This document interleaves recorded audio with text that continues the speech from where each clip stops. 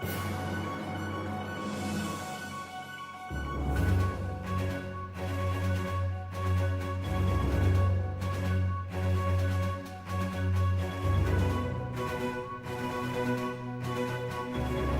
and welcome to the Week 3 recap show. He's associate to the assistant deputy commissioner Danny Lee.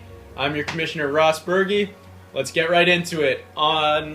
Week 3, Black Magic Ninjas come from behind to barely defeat Chi-Town Girl 103-98 with a huge comeback win on Monday night as Jermichael Finley outplayed Jordy Nelson for the victory. You were led by Jamal Charles, who had 41 points. Whoop, whoop. Actually, the highest point total so far this year. A 40 burger. A 40 was burger. pretty big. Yeah. And the 5-point margin of victory was one of the smallest recorded in the league this season. Chi-Town Girl fell to a substantial drop in scoring from last week's win when she defeated East Street Freeze. So tough loss. And I remember getting into that last Monday night game there. It was Jordy Nelson versus Jermichael Finley, and I was losing by 2 points. But that actually turned out pretty darn well, so hooray to me. Nice win. All right, then. Next, we had You Will Be Shanked picks up the victory against Burgalicious due to manager falling asleep at the wheel. What? Yep. Can you tell us a little bit about that? Bad. Well, some technology issue? I picked up Andre Brown on the waiver wire and Buffalo Bills D over the Patriots D. They score some big points. And I somehow messed up submitting it on my roster, so I had Andre Brown on the bench and Buffalo Bills not even playing. So had I started them, I would have beat You Will Be Shanked, but full blame on me. Full blame on me. And how much would you have won by had you actually played them? 1 point. Dagger. Yep. So Dagger. the recap is it was 112-87. You Will Be Shanked earned their third win in as many matchups, so he is currently undefeated. Matty Ice continued his winning ways, who led the team with 22 points. Antonio Brown, who got 20, did extremely well for Alex as well. Burgalicious goes to 0-3 and slides to 13th place overall. You Will Be Shanked remains the sole undefeated team in the Diapers division. Yep. All right, next up, Buckeye Brawler comes back to shock the Flaming Hot Cheetos. Buckeye Brawler, led by Mike Wallace, who had 27 points, and Jaquez Rogers, who scored 18. Buckeye Brawler trailed by the end of the early Sunday games by about 30, but then, thanks to Steven Goskowski Sunday night, ended up with Buckeye Brawler on top. But still not enough to pull out the win for your Patriots overall, huh? No, not enough. That was a tough loss. That is highly disappointing there. Moving on, this was going to be a pretty easy one. East Street Freeze crushes Pac-Man and moves into 9th place. East Street Freeze, 182 points. Pac-Man at 82. That's almost a 100-point beatdown. That's pretty bad. Oh my god. So East Street Freeze got the highest score of the season, annihilating Pac-Man. Unbelievable. Pac-Man is having trouble getting started and is winless for the season thus far as the sole absentee manager of this league. And I'll tell you, as far as East Street Freeze, he had 3 players with 30-plus points. Yeah, next up, Hamel Dogs picks up a win against Celtic Ruffians.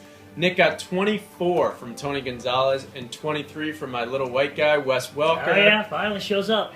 Celtic Ruffians done in by a substantial drop in scoring from last week when he beat Buckeye Brawler. Each team left something on the table, though, as Hamel Dogs had one starter earned 0 points. That was Kevin Smith. I think somebody else was running for them that Celtic Ruffians also had someone with 0 points, Alex Green, running back for the Packers. Not sure why either one was in the starting lineup there. But Hamel Dogs climbs into 6th place, while Celtic Ruffians drops to 10th place overall in the standings. Got it. Now, next up we have the Brown Bombers against Need Another Beer. I remember calling this last week that I thought Need Another Beer, given his lineup, was going to continue his winning ways, but Brown Bombers shocks Need Another Beer and nabs first place in the Depends division. First place! Final score was 126-108. Brown Bombers earned their 3rd win in a row when they defeated Need Another Beer. And the Bombers were led by Ray Rice, who had 26 points, and Mikel Lashore, the running back that actually was starting for Detroit, who had 23. This streak that the Brown Bombers were able to put together was due in part to the fact that his average points per game is around 126 points per game, so he's been pretty consistent. And with that loss, Need Another Beer goes to 2-1, falls to 4th place overall, and more importantly, the loss of C.J. Spiller. Huge loss. I mean, he's probably going to be out for, a few weeks, and then... I was hoping it was a little bit more serious, But Fred Jackson's going to be coming back in a couple weeks, too. Yeah, so I got him. We'll see what happens. Bring it on back. Buffalo. Living Legends picks up a win against Sam. Sam, I think it's time you actually keep that team. Yeah, you might as well. You might as well at this point. This game registered the second highest point total this week. Sam has stumbled in the early part of the season, but he's actually put up pretty big numbers so far. But Sam was led by the Arizona Cardinals defense, who put up 24 points. Drew Brees with 21. What a bird fight in that last one. Living Legends climbs into 8th place while Sam drops down to 12th place overall. Tough start for Sam.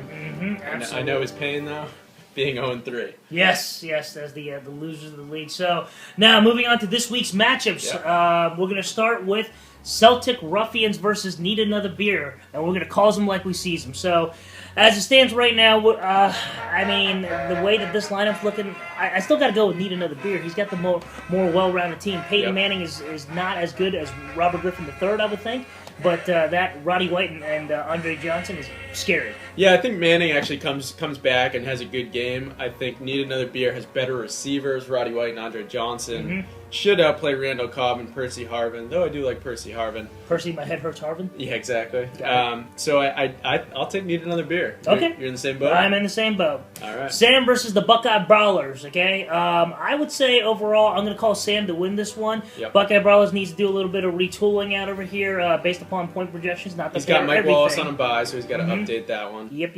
But Breeze, I think Breeze has a big game. So Finally. Finally. And who's that? Julio Jones, good player. Dwayne Bowe should play. I'll take Sam in this one. You got some big explosions potential on there. E Street Freeze versus You Will Be Shanked.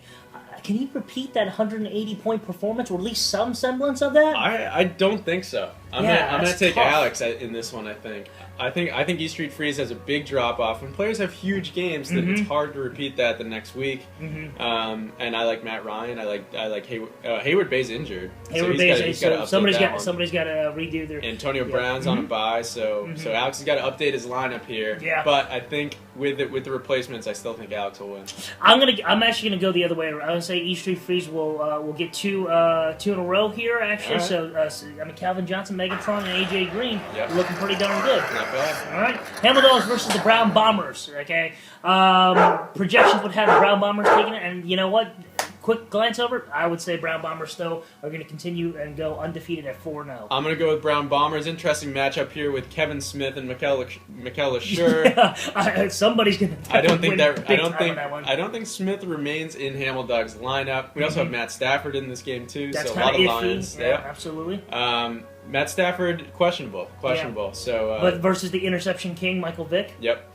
Playing against Giants defense on Sunday night. Absolutely, divisional matchup. I think Vic bounces back. I'm gonna take Brown Bombers. Yep, I'll take the Brown Bombers as well. Well, we're not disagreeing here today at all. It's true. Okay, then we have Pac-Man. I'm not even looking at the Chi-Town Girls got it.